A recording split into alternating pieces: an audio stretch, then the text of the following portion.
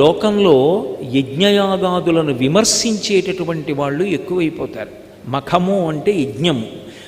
మఖము చేయ వజ్రి మది సంతసించును, వజ్రి సంతసింప వానకురియు, వానకురిసి గసవు వసుమతిపై పెరుగు, గసవు మేసి ధేను గణము బ్రతుకు అని పోతన గారు భాగవతంలో. మనం యజ్ఞం చేస్తే దేవతలు ప్రీతి చెంది వర్షం కురిపిస్తారు. వర్షం పడితే భూమి మీద పాడి పంటలుంటాయి. ఇప్పుడే కదా వేద పఠనం చేస్తూ అన్నారు, శం ద్విపదే శం చతుష్పదే, 2 కాళ్ళున్నవాళ్ళు 4 కాళ్ళున్నవి అన్నీ సంతోషంగా ఉంటాయి. మళ్ళీ మనం సంతోషంగా ఉంటే మళ్ళీ పాడి పంటలు వచ్చినప్పుడు యజ్ఞం చేస్తాం. యజ్ఞంలో హవిస్సు దేవతలు తింటే మళ్ళీ వర్షం కురిపిస్తారు. ఇది ధర్మచక్రం. ఈ ధర్మచక్రం నడవాలి.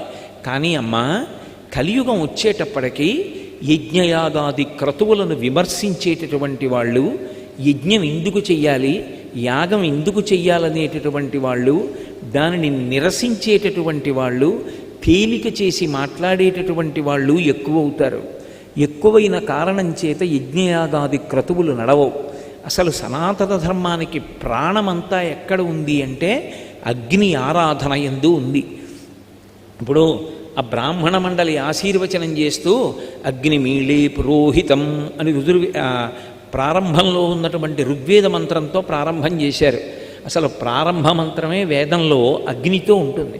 అసలు సనాతన ధర్మంలో జీవితమంతా అగ్నితో ముడిపడిపోతుంది. అగ్నిని ఆరాధించి చిట్ట చివర ఇక శరీరం పడిపోయిన తరువాత కొడుకు ఈ శరీరాన్ని కూడా అగ్నిహోత్రంలోకే హవిస్సుగా ఇచ్చేస్తాడు.